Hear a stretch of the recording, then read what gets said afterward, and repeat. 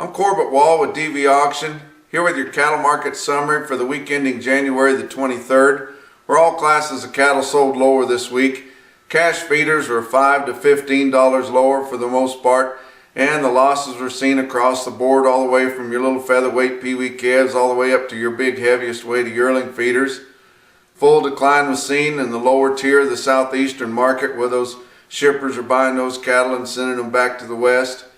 Also in your country sales, your private treaty yearling feeder cattle sales saw the full decline, and maybe even a little bit more around your major cattle feeding industry there, around the 5 areas. Hasn't been a whole lot of direct sales so far this year, and a lot of those guys went ahead and dumped those cattle this week, and for the most part they took $150 to $250 per head less than they were either offered or was available at some point so far this year. Your spot futures markets on both fats and feeders are still trading at a big discount to cash, $7 to $10 lower than the comparable cash product there for the most part. There's just been a mass exodus of all your funds getting out of your cattle commodities there. And you know, it's just kind of human nature. Same thing bidding in an auction. When you bid on something enough times, whether it's got to where it needs to go or not, you just figure that it's probably getting too high. And I think that's where our funds are at right now. They've just been rallying this cattle market so long there, most of last year, and for sure the last half of last year. And it's just got to the point now where they thinking it's getting too high. And as the old saying goes, when the town drunk knows what's going on, and I think all the town drunks know that cattle are pretty high right now. And there's just not a lot of push in the market right now. However, on Friday here, we did see cattle on feed come out, and they pegged the on feed numbers just exactly. It was 1% off there, and 1% more than the same time a year ago.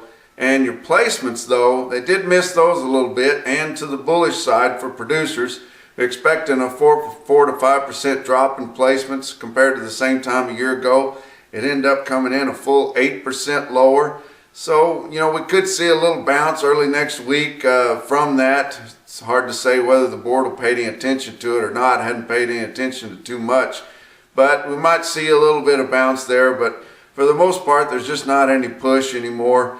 These January feeder futures are ripe right now. They've matured.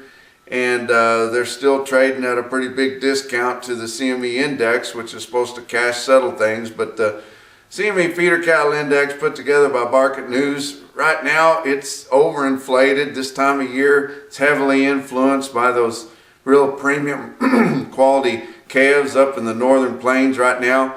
And it's running quite a bit higher than what the January feeder board is. But once that's gone, we drop down to March. And March is traded here at a $12 discount to what January was, which is about $7 lower than what the index is, what cash cattle are bringing. March is all the way down to about 202. So there's just not going to be much to support cash feeders after we get down maybe off this little rally, which won't amount to too much, I wouldn't think, from the cattle on feed report. But you know, these producers, your cow-calf guys that are selling these big calves, which are really feeder cattle because they're too heavy to do anything else with, you know, they're taking less for cattle. But if you look over history, they're still bringing an awful nice price there. And they're not realizing a whole lot of loss due to this lower market. But these backgrounders that bought their calves in the fall and been trying to put weight on them and make money like they did all year last year, they're going to lose quite a bit on these cattle that they're selling here right now, because they bought them at the record high right there on those calves, and they're sure they put weight on them, and they put weight on pretty cheap, but you're not really getting paid for your weight right now. If you look at the prices around this week on the circuit, your 7-weight cattle are only bringing on the average about $50 per head more than the 6-weights, and so you're not getting a whole lot for that 100 pounds. We've already established that those pounds are worth over $2 a piece, but when you go on 100 pounds or more and you're only getting $50 more for that, it doesn't really seem commensurate. But you know, you can't be surprised that, you know, these guys are already coming in buying their grass cattle. They're wanting them lighter cattle that they can turn out all summer and then sell big heavy yearlings come middle of the summertime. And don't be surprised when these 550 to 650 pound real dried wintered hard cattle start bringing more than the cattle weighing 7.5 or 8 here over the next few months. There's just going to be so much more demand for those grazing stocker type cattle than there is for feeders. But we saw everything drop this week. Your replacement females were quite a bit lower this week. You know, here just around the holidays and before, you know, a good top quality bred heifer with some weight to her to calve in the spring, you know, weighing over 1,000 or 1,100 pounds there, would sure bring $3,000 in your top markets. Maybe not down south, but up there, you know, where we're really selling cattle high. This week there was a lot of sales in Nebraska, South Dakota that had replacement specials there, and sometimes having a hard time getting $2,500 for those same bred heifers. But DVAuction's got over 500 production sales scheduled for this spring bull selling time here.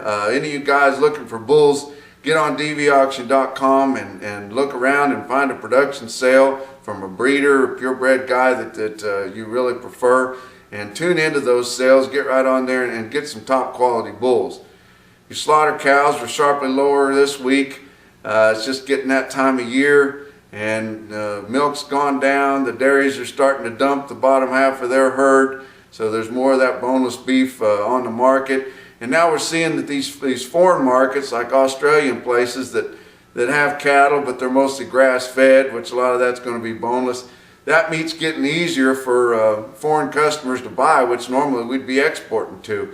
But our dollar's stronger, it's making our products harder to buy, and so the slaughter cows are quite a bit lower, bulls off. Fat cattle sold $4 lower again this week, although they didn't have a whole lot of trade. 159, mostly 160 live, and 256 dressed there. He did have that snowstorm come across the Texas Panhandle there, 8 to 12 inches of snow around Amarillo, and a lot of feedlots still in that area, although most of them are corporate. But didn't see any boost in the fat cattle market there. Those cattle didn't suffer hardly at all. That storm come through, passed on right on, and temperatures are going to be back up in the mid-50s here within a day or so. So it was so dry, it's not going to be a whole lot of mud there out of that. But you know, our economy's strong. Fuel's a lot cheaper than what we've seen. Our feed is plentiful and relatively cheap. And cattle supplies are still in the producer's favor, but still, this cattle market just has a lot further to go down than it ever could on the way back up. And on the outside of a little hiccup or here or there, it's just hard to see anywhere where these cattle can make much of a rebound. But that wraps up your cattle market summary for this week. For more information in this report, check out DVAuction.com or the StockExchangeNews.com. And from the home DVAuction office here in Maysville, Missouri, we'll talk to you next week.